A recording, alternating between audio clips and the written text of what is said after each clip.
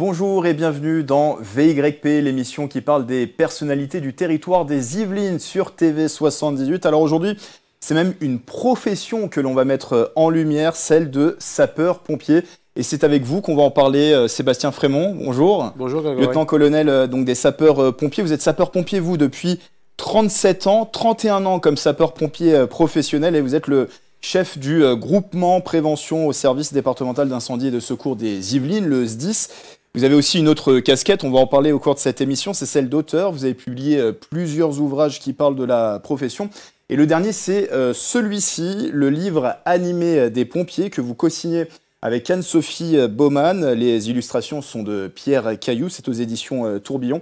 Ce livre est sorti en octobre et c'est une bonne idée de cadeau à mettre sous le sapin pour les enfants, puisqu'il s'adresse aux enfants, ce livre. À la caserne ou au cœur d'une intervention, le livre animé des pompiers transporte les jeunes lecteurs dans le quotidien des soldats du feu grâce à 20 animations et un pop-up en 3D. On va en parler tout à l'heure. Il y a aussi de l'information, de la sensibilisation à destination directement des enfants. Tout simplement, comment vous est venue l'idée d'écrire ce livre ? En fait, donc effectivement, comme vous le disiez, j'ai déjà quelques ouvrages à mon actif et notamment dans le domaine des sapeurs-pompiers, ou des pompiers tout court d'ailleurs. Anne-Sophie Baumann, qui elle est une autrice de renom dans le domaine des ouvrages pour les enfants, m'a proposé cette collaboration à la suite d'une première collaboration d'ailleurs sur un autre ouvrage pour les enfants. Et alors même qu'avant cela, je l'avais conseillé techniquement sur un ouvrage déjà pour enfants, mais consacré aux pompiers de New York. Donc cette collaboration est née de cette première connaissance, puis nous avons décidé de devenir co-auteurs l'un avec l'autre pour ce dernier ouvrage. Donc c'est une collaboration qui se poursuit. On va ouvrir le livre dans quelques instants pour montrer les petites surprises qu'il cache. Pourquoi justement vous adressez aux jeunes? Qu'est-ce qui vous plaît dans le fait d'écrire pour un public, un jeune public ? Pour plusieurs raisons. La première, c'est que ce jeune public, c'est le public des adultes de demain. Donc c'est la période, si je puis dire, à laquelle on peut éduquer ces enfants pour qu'ils acquièrent des réflexes, notamment dans le domaine des dangers liés à la sécurité civile. Alors les incendies, c'est une chose, mais pas que. Les bons comportements à adopter sur la route, sur la voie publique d'une façon générale. Donc ça, c'est vraiment la raison principale pour laquelle c'est intéressant de toucher les enfants. Et puis aussi, je n'oublie pas que demain, lorsque moi-même je serai à la retraite, nous aurons besoin, notre société aura toujours besoin de sapeurs-pompiers, et que c'est intéressant, au travers de ces ouvrages, de sensibiliser les enfants et peut-être parmi eux, de trouver de futurs sapeurs-pompiers pour assurer notre sécurité de demain. Oui, c'est la relève. Alors quand on demande aux enfants de tout temps ce qu'ils rêvent de faire plus grand, il y a le métier de pompier qui revient régulièrement. Est-ce qu'aujourd'hui, à votre avis encore, c'est un métier qui attire, le métier de pompier qui fait encore rêver ? Rêver, je ne sais pas, mais qui attire, oui, assurément, et tout particulièrement dans un département comme le nôtre, dans les Yvelines. On a la chance quand même d'avoir une population assez importante, parmi laquelle on arrive à trouver des enfants ou même des jeunes adultes qui sont intéressés par l'activité de sapeur-pompier. Alors, il faut distinguer plusieurs pompiers. Il y a les pompiers volontaires, dont ça n'est pas le métier, et qui font ça et qui s'engagent pour les autres, et c'est tout à leur honneur, puisque eux-mêmes, en général, ont une activité principale, un métier, ou sont étudiants, et du coup consacrent du temps aux autres pour faire cette activité de sapeur-pompier volontaire. C'était votre parcours, vous avez d'abord été sapeur-pompier volontaire, vous ? Oui, absolument, et dès l'âge de 16 ans, ce que l'on peut toujours faire d'ailleurs actuellement, même si c'est plus simple d'exercer cette activité de pompier volontaire à partir de 18 ans quand on est majeur.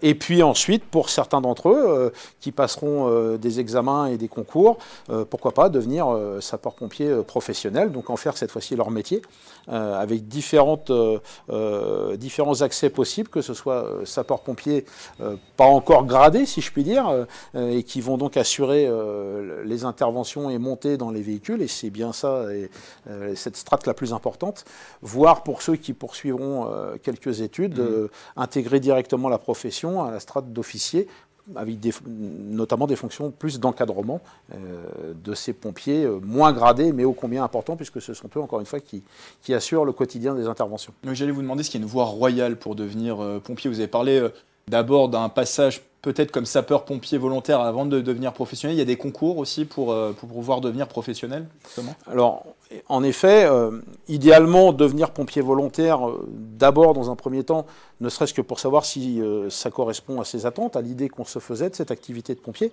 Ça peut être une bonne chose.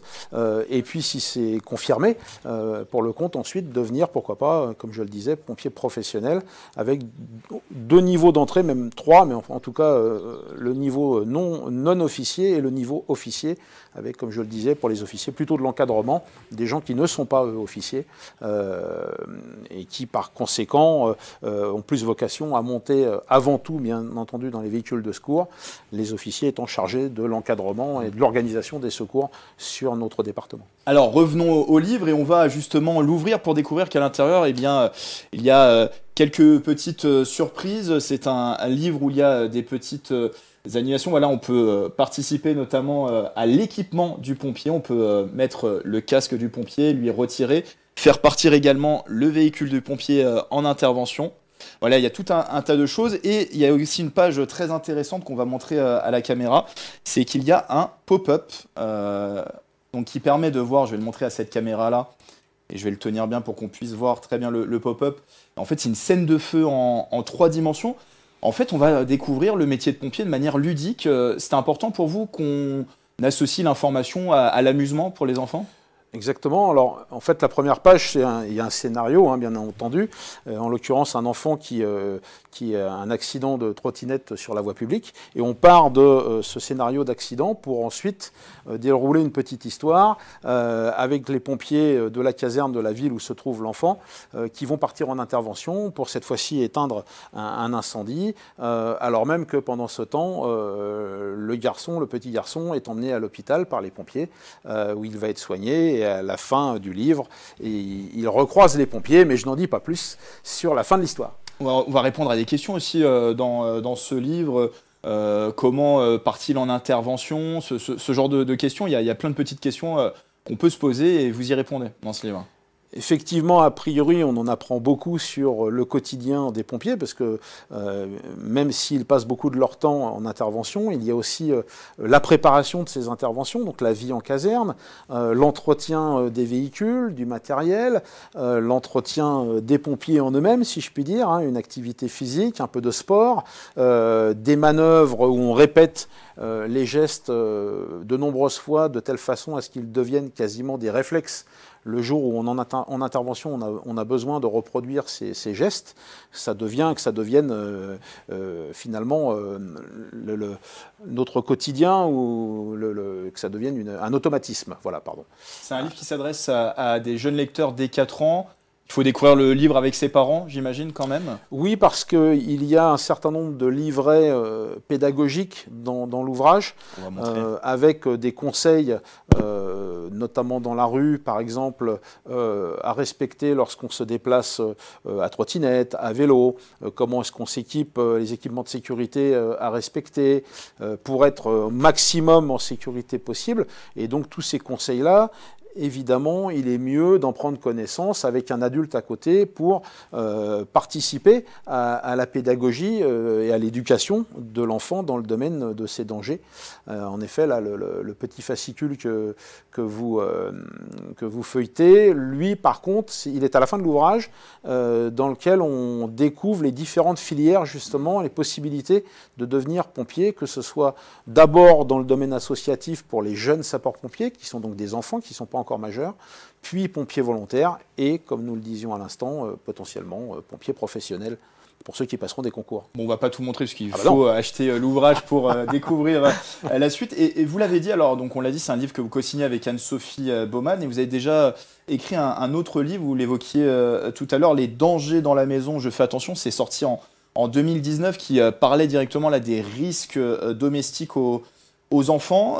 On en parlait tout à l'heure, cette manière d'écrire envers le jeune public, c'est une autre manière d'expliquer son métier, de vulgariser peut-être certains sujets?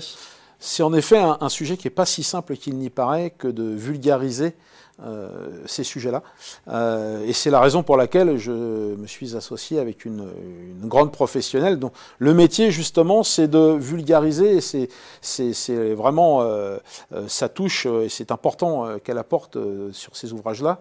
Elle vulgarise mon langage professionnel, mon langage de professionnel du secours, et elle utilise des mots simples pour que ce soit compris par les enfants. Et c'est vraiment important, et c'est grâce à Anne-Sophie qu'on arrive à faire ça ensemble. Il y en aura d'autres, de livres? Je l'espère. L'avenir nous le dira, mais oui, j'espère bien en tout cas. Alors, on a parlé de cette passion aussi pour votre métier, celui de pompier, la passion de l'écriture, puisque vous avez quand même publié une quinzaine d'ouvrages. Et on va le voir, ça tourne souvent autour d'une autre passion, celle des États-Unis. Les ouvrages parlent souvent de la police, des pompiers de New York. Il y a même aussi un livre sur Las Vegas. En quoi c'est un pays qui vous passionne, les États-Unis? C'est comme ça depuis ma plus tendre enfance. Je suis né dans les années 70 et j'avais une passion pour l'Amérique à cette époque-là. J'ai eu la chance de pouvoir y aller pour la première fois de ma vie à l'âge de 19 ans. Et depuis, j'y vais autant que mes finances me le permettent. Et oui, je nourris une passion à la fois pour les États-Unis au sens large, pour sa culture, mais aussi plus particulièrement pour les services de secours, que ce soit, comme vous l'avez dit, les pompiers ou la police. Ouais. Parce que c'est un pays où vous avez beaucoup d'amis. Alors, depuis aussi un événement tragique, les attentats du 11 septembre 2001, qui avait fait de nombreuses victimes chez les pompiers, quand même 343 victimes sur les 2077 morts de ces attentats du 11 septembre. Tous les ans, depuis 2002, vous vous rendez sur place pour les commémorations. Vous n'avez loupé finalement que 2 cérémonies, notamment en 2020, Covid-19 oblige, et vous avez même créé une association pour venir en aide aux veuves et aux enfants des pompiers de New York. Pourquoi ça vous tient à cœur de revenir chaque année sur les lieux de ces attentats et justement de pouvoir aider les familles de ces pompiers disparus? Parce que les pompiers qui sont décédés ce jour-là, comme vous le disiez, au nombre de 343. 343 pompiers sont morts sur une seule intervention. Je ne minimise pas les presque 3000 autres victimes, bien sûr. Mais ça veut dire que ces gens-là, ils savaient ce qu'ils faisaient. Ils rentraient dans les tours en sachant pertinemment que peut-être ils n'en ressortiraient pas. Et pour 343 d'entre eux, malheureusement, ce fut le cas. Et c'est vraiment l'engagement absolu, l'altruisme, et c'est le propre de la mission du pompier, que de s'engager au service des autres. Alors fort heureusement, notre quotidien n'est pas aussi dramatique que cette intervention. Néanmoins, cette opération illustre vraiment ce qu'est la profession, l'activité de pompier. Et c'est important pour moi et plusieurs de mes collègues d'ailleurs, qui m'accompagnent régulièrement, que de mettre à l'honneur ces personnes décédées, leurs familles. Et ce qu'il faut aussi malheureusement garder en tête, c'est que depuis le 11 septembre 2001, les attentats du 11 septembre 2001... Il y a encore des victimes aujourd'hui? Continuent exactement aujourd'hui à faire des victimes et à faire des morts. On est au sein des pompiers de New York aujourd'hui, donc à la fin de l'année 2023, on a dépassé le nombre de 343, donc le nombre de morts du jour en question. On est à presque 350 victimes aujourd'hui des conséquences du 11 septembre. Parce que ces pompiers à New York, qui sont nombreux, plusieurs milliers, ont passé des jours, des semaines, des mois sur le site à déblayer, d'abord à rechercher d'improbables survivants, puis ensuite à déblayer les lieux, à respirer des substances les plus toxiques les unes que les autres, et malheureusement se sont empoisonnés pour certains au point qu'ils en sont décédés au fil des années, et 22 ans par conséquent après la tragédie, certains ont développé des insuffisances respiratoires, des cancers dont ils décèdent régulièrement malheureusement. Donc c'est pour ça que c'est important encore d'en parler, de venir en aide aux familles des victimes. Bravo en tout cas pour cet engagement, et merci Sébastien Frémont d'avoir été avec nous. Je rappelle donc que vous venez de publier tout récemment cet ouvrage coécrit avec Anne-Sophie Baumann, le livre animé des pompiers. C'est aux éditions Tourbillon. Peut-être un dernier mot pour inciter les téléspectateurs à se procurer ce livre, à l'acheter? Alors, se procurer le livre, je ne sais pas, mais en tout cas, intéressez-vous à l'activité de pompier. Dans les Yvelines, ce sont plus de 100 000 opérations de secours par an, et on a besoin de gens et de bonne volonté pour nous aider et poursuivre ces activités. Et c'est un ouvrage à découvrir dès 4 ans pour donc s'acclimater à ce métier de pompier. On précise que c'est au prix de 12,90 €. Voilà, c'est la fin de VYP. Merci de nous avoir suivis sur TV78. Très belle fête de fin d'année à tous.